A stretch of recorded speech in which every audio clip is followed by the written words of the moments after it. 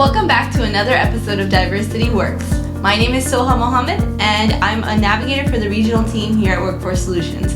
With me this afternoon, I have a very special guest. But before we introduce the special guest, I'd like to introduce our very new regional team member, Kim Blanchard. Hi, today we're here with Alejandria Rischan, who is the lead benefits counselor for the Houston Galveston Area Agency on Aging, which aims to help older Texans remain independent and healthy in the community through services and assistance with Medicare. So Alex, can you let us know what enrollment process looks like for those who are becoming eligible for Medicare? Sure. And first of all, thank you so much for having me today. I'm really excited to be on y'all's podcast. But to kind of divulge into what Medicare enrollment looks like, it depends on the person. So there are really 3 to 4 different eligibility periods for someone that's coming into Medicare. We have those that are, perfect world scenario that are retiring at age 65, where they would come in with an initial enrollment period of 7 months. Mm-hmm. We also have the eligibility period for those that are disabled for at least 25 months through Social Security. And that process is similar to those that are coming in at age 65, so they have those same 7 months. We also have eligibility for those that are working past 65, because a lot of us are having to meet that full retirement age.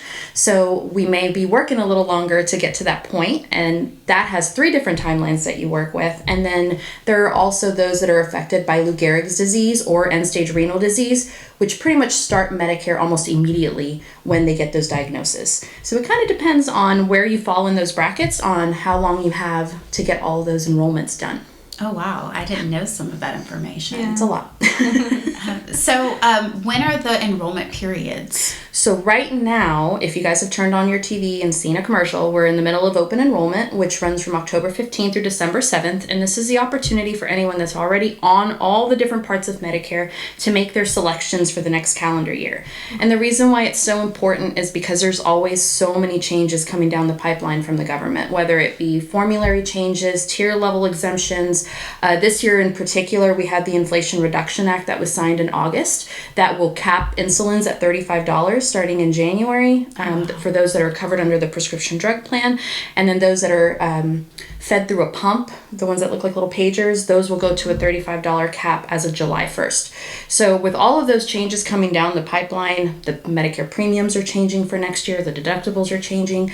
This is really the best opportunity where people can really shop those options and make sure that whatever they're currently on is still the most cost-effective option for them moving forward. That's really important information. Yeah, definitely. I didn't know all of this, so it's so good that you're here. Yeah. Do you have any tips for our viewers or any final advice? For sure. Well, the first thing is there are no stupid questions when it comes to Medicare benefits. I mean, really, it is very complicated, unfortunately, but you do have a variety of resources that are at your disposal, especially here in our region. We have my group in particular, we're what's called the SHIP counselor or the State Health Insurance Assistance Program counselors, which help with unbiased Medicare assistance, which just means that we are kind of a security blanket. We're not insurance agents. We'll talk about Medicare unbiasedly and kind of walk you through the process of, hey, these are the better options for you based on cost. Also knowing whether or not you have to sign up for all of the different parts of Medicare. There's a lot of misinformation out there, unfortunately, where people are getting penalized when they shouldn't be penalized, or maybe someone may not be able to afford those premiums that are fairly high for someone that's on disability especially.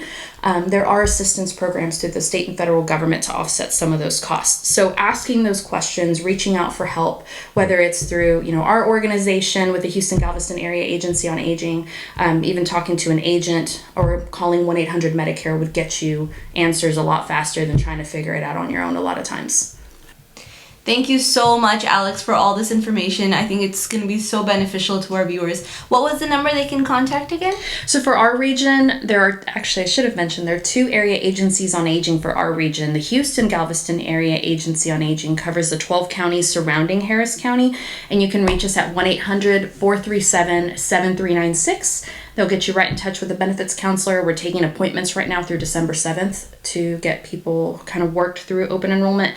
If it's a Harris County resident, they can call the Harris County Area Agency on Aging, which is part of the city of Houston, and that phone number is 832-393-4301.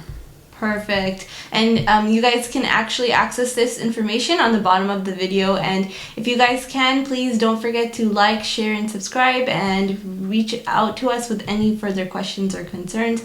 Thank you once again for listening to another episode of Diversity Works, and we hope to see you next time.